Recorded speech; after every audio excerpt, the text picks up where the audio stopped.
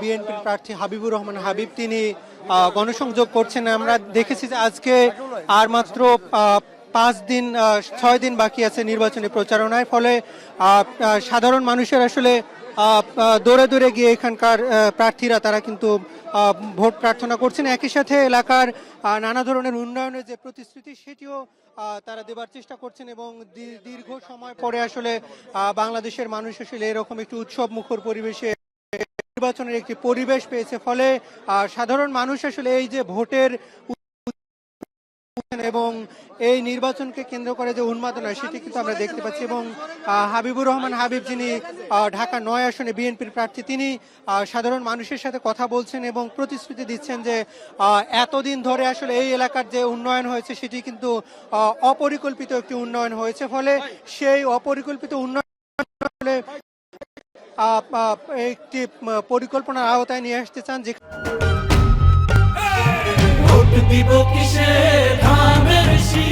এখানে রাজধানী উন্নয়ন কর্তৃপক্ষ, রাজউক সহ অন্যান্য প্রতিষ্ঠান রয়েছে, সরকারি প্রতিষ্ঠান, বিশেষ করে ওয়াসা এবং তিতাসের মতো যেসব প্রতিষ্ঠান, তাদের নানা মানুষ আসলে উন্নয়ন বঞ্চিত হয়েছে, সেই বঞ্চনার অবসান ঘটাতে চান তিনি। সেই প্রতিশ্রুতি কিন্তু তিনি দিচ্ছেন এবং দীর্ঘ সময় পরে তিনি এখানকার স্থানীয় বাসিন্দা, ফলে তিনি প্রতিশ্রুতি দিয়েছেন এই এলাকার মানুষের উন্নয়ন কর্মকাণ্ডে তিনি আসলে সারাক্ষণ সম্পৃক্ত থাকবেন এবং সাধারণ মানুষের যে কোনো সমস্যার সমাধানে তিনি সর্বোচ্চ চেষ্টা করবেন, সেই প্রতিশ্রুতি কিন্তু তিনি দিচ্ছেন। এবং কিছুক্ষণ আগে তিনি আসলে একটি উঠান বৈঠক করলেন, এখানে স্থানীয় মানুষদের সঙ্গে তিনি কথা বললেন, নারী পুরুষ সবার সাথে তিনি কথা বলবার চেষ্টা করছেন এবং এর মধ্য দিয়ে তিনি আসলে আগামীর বাংলাদেশ বিনির্মাণ করবার জন্য ঢাকা 9 আসনকে একটি আসলে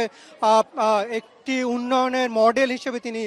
প্রতিষ্ঠিত করতেছেন, সেই প্রতিশ্রুতি কিন্তু দিচ্ছেন। এবং আমরা দেখতে পাচ্ছি যে তিনি বিভিন্ন অলিগলি ঘুরে আসলে সাধারণ মানুষের কাছে যাচ্ছেন এবং সাধারণ মানুষের যে প্রত্যাশা সেটি পূরণ করবার জন্য প্রতিশ্রুতি দিচ্ছেন এবং সাধারণ ভোটাররাও আসলে এর সঙ্গে ব্যাপক সম্পৃক্ত দেখাচ্ছেন এবং এই যে নির্বাচনী প্রচারণায় ভোটাররা প্রার্থীরা আসলে ভোটারদের কাছাকাছি আসছেন, ফলে সেটিও কিন্তু সাধারণ ভোটাররা এনজয় করছেন যে দীর্ঘ সময় পরে অন্তত ভোটের যে তাদের যে ভোটের মূল্যায়ন সেটি হচ্ছে বলে এখানকার ভোটাররা কিন্তু বলছেন। তো এই ছিল আমাদের কাছে এখান থেকে সবশেষ পরিস্থিতি।